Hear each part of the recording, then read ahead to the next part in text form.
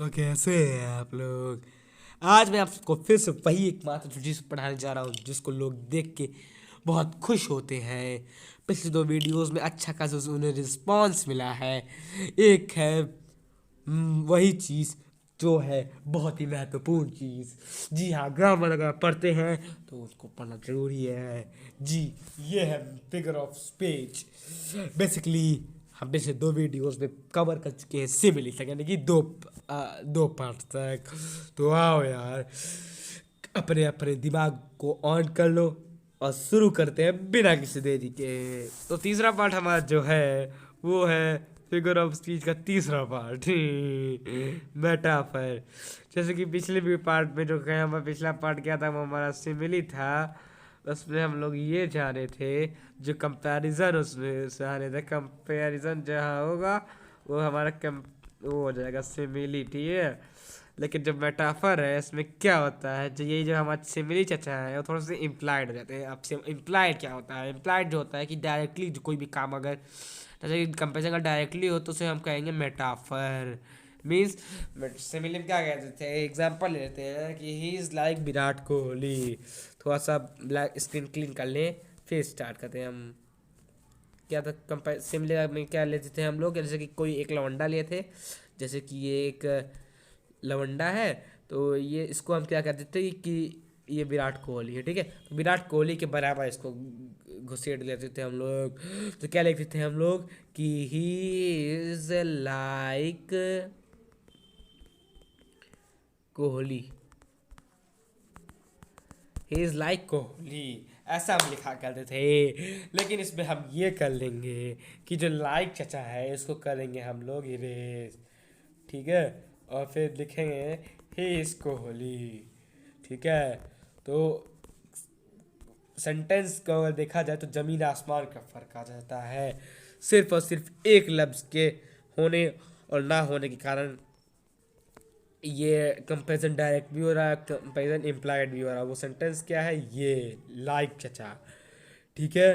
तो उम्मीद है आपको थोड़ा समझ आया होगा, समझ में नहीं आया तो थोड़ा सा और समझा देंगे। अभी हम चले थोड़ा सा समझते हैं और इसको, तो थोड़ा इसकी डेफिनेशन पढ़ते हैं और थोड़ा सा और इसको दिमाग से समझते हैं। इट्स एन इम्प्लाइड सिमिली, ठीक है। तो ये क्या है, इम्प्लाइड सिमिली।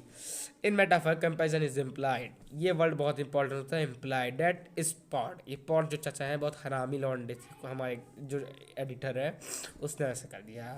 तो in metaphor comparison is implied, that is instead of comparison of things separately, separately बहुत इंपॉर्टेंट वर्ड हो सकता है। We assume that things came compared are not separate.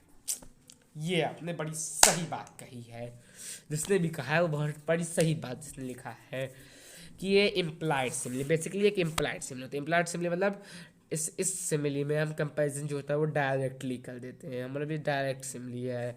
Simile में क्या कर देते थे कि दो अलग अलग चीज़ों को, दो अलग अलग वस्तु ले लेते थे। जो पहला वस्तु था उसको दूसरे से कंपेयर करते थे और उनकी क्वालिटीज़ को थोड़ा सा कंपेयर करते थे। लेकिन हम क्या करते हैं मेटाफर में, जो मेटाफर है इसमें हम ये कंपैरिजन जो है डायरेक्ट मतलब अलग अलग ना करके उसको हम कह देते हैं कि हाँ जो लवंडा ही है। मीन्स ये जो ये है ये यही है, मतलब जो ये इंसान है ये किंग कोहली की तरह है। भाई हाँ, किंग कोहली से याद है कि इस मैच में ऋषभ पंत ने शतक लगा दिया जो कल के दिन में खेला गया है। तो जाइएगा उसकी हाईलाइट्स जरूर देखिएगा। हाँ, तो बहुत दूर पहुंच गए हम लोग। तो हम एक कंपैरिजन बहुत करते थे, जैसे कि कंपेयर अगर हम देखें सिमिली में अगर यही एग्जांपल लें तो लिखें कहें कि वो जो ऋषभ पंत वो विराट कोहली की तरह बैट करता है, ही बैट्स लाइक विराट कोहली। पर मेटाफर में क्या कहेंगे, he is Virat Kohli. Means यहाँ पे हम कंपैरिजन उसको गुणों कंपैरिजन ना करके हम उसको डायरेक्टली कह रहे हैं ही इज विराट कोहली। कुछ समझ में आया, थोड़ा सा और समझते हैं, थोड़ा सा और डिटेलली घुसते हैं इसके अंदर। थोड़ा सा स्क्रीन में पहले नंबर हम अपने पेन से लाते हैं, ठीक है। तो देखिए हम क्या कह रहे थे कि जो सिमिली थे उसमें हम दो अलग अलग चीज़ लेते थे और उसको कंपेयर करते थे, ठीक है। तो जैसे कि ए को हम बी से कंपेयर करते थे, ए और बी की जो क्वालिटीज़ होती थी वो अलग मतलब एक ही क्वालिटी होती थी, मीन्स सेम क्वालिटी पर ये जो बी होते थे थोड़ा उसमें एक्सपर्ट होते थे, और जो बी ए होते थे वो थोड़ा सा कंपेयर, मतलब उसको हम इससे बी से कंपेयर करते थे कि हाँ इसके में भी यही सेम क्वालिटीज़ है। उस ये हम क्या करते थे, किस पे करते थे, ये सब बकलोली जो होता था ये हमारा सिमिली में होता था, ठीक है। लेकिन जो मेटाफर है उसमें हम क्या करेंगे कि रुक जाओ, ये पहले थोड़ा सा मैं क्लीन डो करने दो।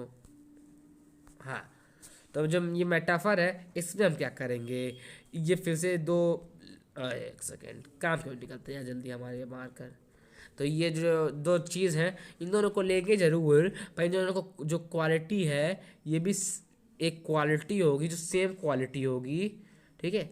ये क्वालिटी होगी जो कि एक सेम क्वालिटी होगी, उसको हम लोग कंपेयर ना कर करके, मतलब ये थोड़ा सा एक्सपर्ट होगा इसमें भी, ठीक है। ईपी लिख लेते हैं एक्सपर्ट की जगह, ठीक है। तो वो एक्सपर्ट भले होगा पर हम ये कह देंगे कि ये जो है इसकी क्वालिटी ये इसी की क्वालिटी के बराबर है, मतलब जो ये इसकी ए की क्वालिटी वो बी की क्वालिटी की तरह है, ठीक है। तो हो सकता है आपको समझ में आया हो। मीन्स एक एग्जांपल लेते हैं, थोड़ा सा और डिटेल इसको जानते हैं। हम थोड़ा सा जो कुछ भी पढ़ाते हैं ना, असल असल बात तो हम बहुत घुस के पढ़ाते हैं।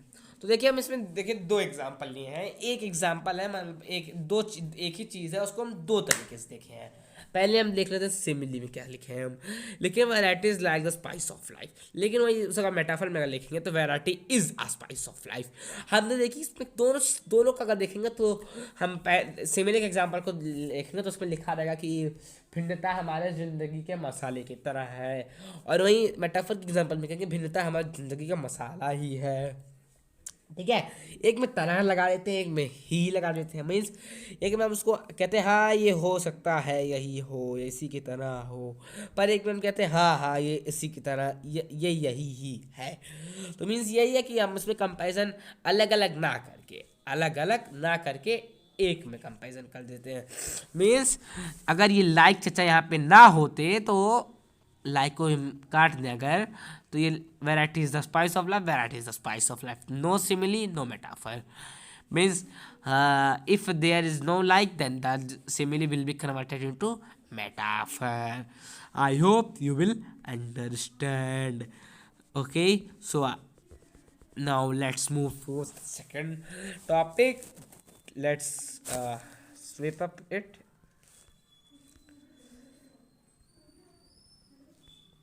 तो चलिए आज के वीडियो का अंतिम टॉपिक एलिट्रेशन है। इसको भी थोड़ा सा समझ लेते हैं क्या होता है एलिट्रेशन। एलिट्रेशन को अगर समझना है तो आप पहले नंबर कविता पढ़ना सीख लीजिए। आप पूछेंगे अंकल जी कविता क्या होता है, तो कविता जो होता है वो बहुत कुछ होता है। मीन्स इसमें राइम हो वो कविता होता है। एलिट्रेशन में क्या करेंगे कि हम एलिट्रेशन में कुछ वर्ड्स चुनेंगे, मतलब कुछ वर्ड्स लेंगे, ठीक है।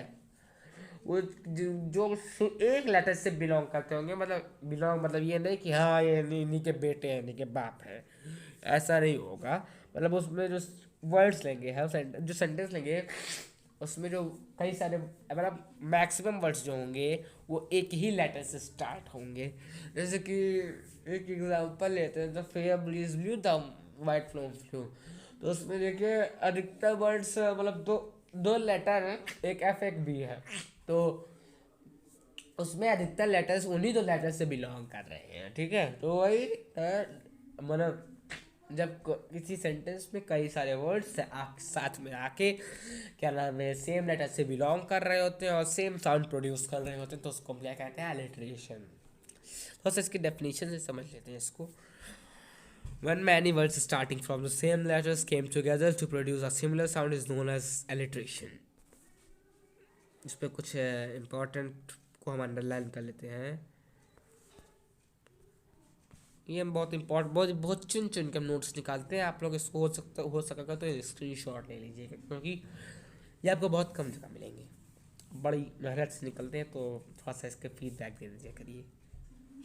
बड़ी मतलब ही है आप बताइए। तो इसका मतलब क्या हुआ कि जब कई सारे वर्ड्स सेम लेटर से स्टार्ट करके साथ में आके एक सेम साउंड प्रोड्यूस करें तो वो एलिट्रेशन होता है। प्रोड्यूस मतलब उत्पन्न, पैदा, ठीक है। वही एग्जाम्पल भी हमने लिया, the fair bridge blue, the white foam flu, ये एग्जाम्पल हो गया हमारा, ठीक है। तो उम्मीद है आपको आज वीडियो समझ में आया होगा। समझ में आया तो लाइक कीजिए, लाल वाले घंटे को दबा के सब्सक्राइब कीजिए और घंटे को भी दबा दीजिए। तो चलिए आज की वीडियो में बहुत हो गई बकलोली, फिर मिलेंगे अगले वीडियो में। तब तक के लिए बिन बात की बकलोली करना बंद करें और आज की वीडियो को खत्म करें।